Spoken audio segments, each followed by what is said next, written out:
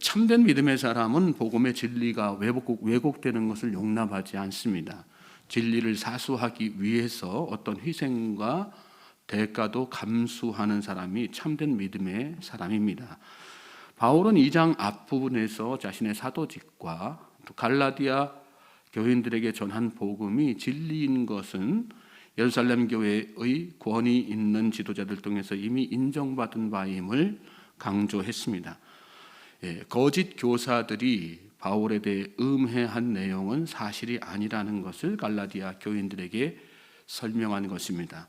오히려 바울을 비난하고 음해했던 그 사람들이 거짓 교사요. 그들이 지금 교회 안에서 가르치고 있는 것은 진리를 왜곡한 거짓 복음이니 분별을 잘 하라는 그런 뜻이죠. 오늘 본문에서는 그런데 갑자기 베드로죠. 베드로를 책망한 사건을 이야기합니다. 11절부터 13절 말씀 함께 보시겠어요? 게바가 안디옥에 이르렀을 때에 책망받을 일이 있기로 내가 그를 내면하여 책망하였노라. 야고보에게서 온 어떤 이들이 이르기 전에 게바가 이방인과 함께 먹다가 그들이 오매 그가 할례자들을 두려워하여 떠나 물러가매 남은 유대인들도 그와 같이 외식함으로 바나바도 그들의 외식에 유혹되었느니라.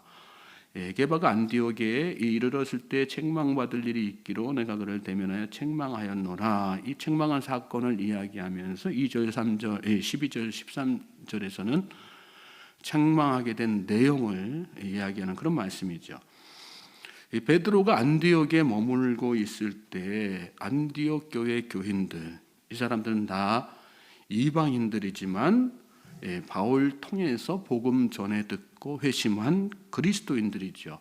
즉 베드로가 안디옥 교인들과 함께 교회 안에서 애찬을 나누고 교제를 하고 있었던 그런 상황인 거예요. 그러다가 12절에 보면 야고보가 보낸 어떤 이들이 이르기 전에 그렇게 말씀했는데 이유를 정확히 알 수는 없어요.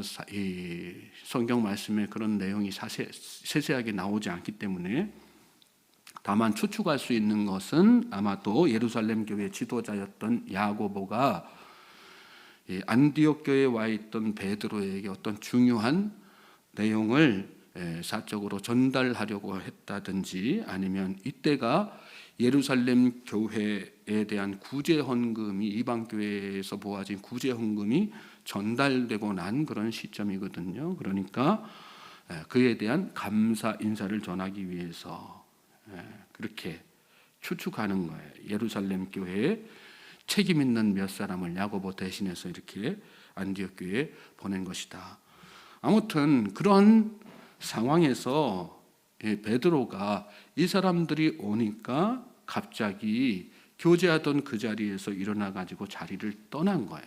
여러분 이 상황이 머릿속에 그림으로 그려지세요? 밥 다 먹었으니까 교제할 만큼 또 이 사람들하고 다 교제했으니까 일어선 거 아니고 또 그 뒤에 어떤 자연스러운 어떤 분위기를 연출하고 있는 것도 아니에요. 이 상황이. 아차, 내가 여기 이러고 있으면 안 되는데 그런 마음으로 방금까지도 함께 자리에 앉아서 같이 밥 먹고 얘기 나누고 그러다가 갑자기 일어서 가지고 저기 한 구석으로 떨어져 가지고 그 이방인들을 전혀 모르는 사람인 것처럼, 요즘 말로 하면 속된 말로 쌩깐다 그러잖아요. 쌩까고 있었던 거예요. 저쪽 한 구석에 같이 지금 방금 전까지도 막 이렇게 같이 앞에서 식사하면서 자리에서 같이 교제 나누고 뭐 거기에서 뭐 인상 쓰면서 뭐 했겠어요. 화기애애한 분위기로 막 이렇게 얘기 나누면서 막 이렇게 오늘 음식 맛있네요. 그리고 요새 어떻게 지내세요? 그러면서 막 이렇게 교제를 나누고 있었던 거죠. 그런데 갑자기 일어나가지고 저쪽에 탁 가더니 전혀 모르는 사람처럼 막 이렇게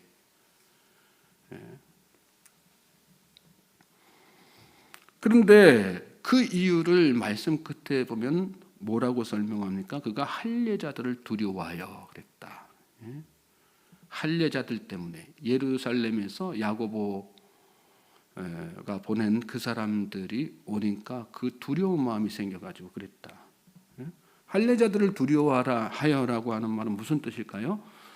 유대인들은 이방인들과 함께 식사하는 것이 율법으로 금지되어 있었거든요. 그리고 예루살렘 교회 교인들은 이때까지만 해도 예수를 믿었지만 그 율법에서 완전하게 자유롭지 못했습니다.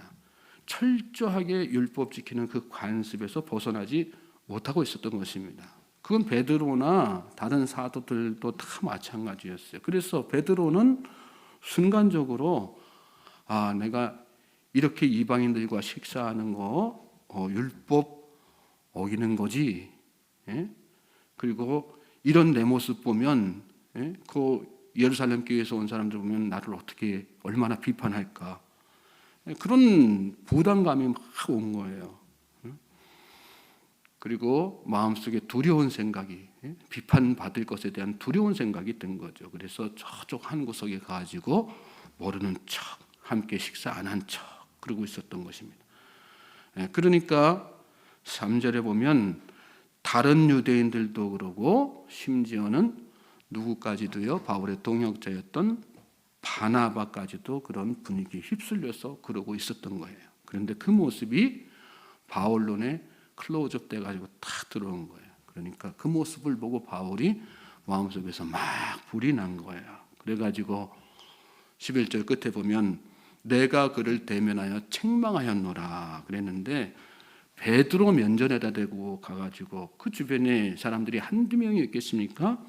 유대인들도 있고 안디옥 교회 교인들도 있고, 그런데 거기다 대놓고 베드로에게 당신 어떻게 그렇게 할 수 있느냐 이렇게 막 책망을 한 거란 말이에요. 근데 사실 이 상황이 우리 정서로는 이해가 잘 안 되는 상황이죠. 베드로가 아무리 실수하고 잘못했어도 베드로 어떤 사람이에요? 예수님의 수제자이잖아요. 그리고 교회의 권위자이고 지도자이고, 그리고 사도 중에 사도인 그런 사람 아니겠어요? 바울이 비록 이방인 선교 열심히 해가지고 여러 교회들 세우고 많은 제자들을 양육해 왔지만, 그런 베드로에 비하면 사실은 신앙의 초짜나 마찬가지 아니겠어요? 베드로가 어떤 한 교회에 무슨 담임 목사다 그러면은 바울 같은 경우는 교육전도사 이런 위치에 있는 거나 마찬가지거든요. 바울이 한 교단의 무슨 감독이다, 베드로가 그런 위치에 있는 사람이라면 이 사도 바울은 저처럼 이렇게 미자리 교회 목회하는, 또 시골 교회 목회하는 행정적으로 아무 힘 없는 그런 사람에 불과한 사람이에요. 그런데 지금 바울이 어떻게 해요? 베드로한테 가서 대놓고 막 뭐라고 그러고 있는 거예요. 우리 정서상으로는 이해할 수 없는 그런 상황이죠. 그런데 베드로가 사도 바울이 그렇게 한 거예요. 그리고 그렇게 사도 바울이 베드로에게 대놓고 책망하고 면박을 줬을 때, 여러분 이 상황을 한번 생각해 보세요. 그런 상황이 막 벌어졌다. 그 상황을 한번 생각해 보세요. 어떤 분위기였어요? 한순간에 막 찬물을 확 끼얹어 놓은 그런 상황 아니겠어요? 바울이 그러면 그런 상황도 생각하고 계산하지 못하고 그랬을까요? 다 알지요.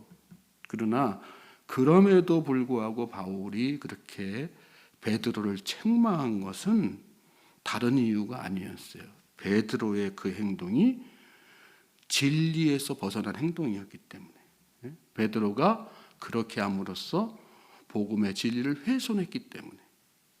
그러면 여러분, 진리란 무엇일까요? 율법은 이방인과 교제하는 것을 죄로 금하고 있어요. 그렇지만 예수님이 오셔서 그 법을 다 폐하신 것이거든요. 그래서 이방인이건 유대인이건 예수님의 십자가 사건으로 말미암아서 모두가 다 평범해진 거예요. 유대인이 이방인과 함께 식사를 하는 것은 구약의 관점에서, 율법의 관점에서 보면 죄이겠지만 예수님이 십자가에 달리신 이후로는 더 이상 죄가 되지 않는 것, 그것이 복음이고 진리인 것이거든요. 그런데 베드로는 그 복음의 진리를 알고 있음에도 불구하고 자리에서 일어난 거예요. 예수님의 십자가 진리를 훼손한 것입니다. 바울은 다른 건 다 참아도 그렇게 진리가 훼손되는 것만큼은 용납할 수 없었던 것이고, 그래서 무리가 될 수도 있지만 또 베드로가 교회의 어떤 권위자이지만 그를 대면해서 책망을 한 것입니다. 그러면 여러분, 바울이 이 사건을 굳이 이 갈라디아 교인들에게 하는 이유는 뭘까요? 갈라디아 교인들도 그런 복음의 진리를 사수하는 일에 앞장서야 된다는 그 얘기하고 있는 거거든요. 믿음이라고 하는 것은 바로 그런 것입니다. 진리에 대해서 철저하게, 나에게 어떤 불이익이 오더라도 붙들고 사수하는 것이 믿음이고요. 또 나에게서 진리가 아닌 모습으로 신앙생활하는 것이 있다고 한다면 그것이 누구를 통해서 들려지는 음성이든 겸손하게 마음 열고 받아들이고 그 진리 앞에서 나를 바로 세우는 것, 그것이 참된 믿음이라는 것. 그러면 잘 깨달으시고 오늘 이 하루 또 나는 진리 위에 바로 서고 있는가, 복음의 진리 위에 바로 서고 있는가, 내 신앙생활은 아무런 문제가 없는가, 또 내 주변에 누군가가 진리를 훼손할 때 나는 그 앞에서 당당하게 목소리를 내는 사람인가, 진지하게 생각하면서 이 하루 또 바른 진리로 살기를 하나님 앞에 기도하며 나아가는 우리 모든 성도님들 되실 수 있기를 주님의 이름으로 소망하고 축복합니다.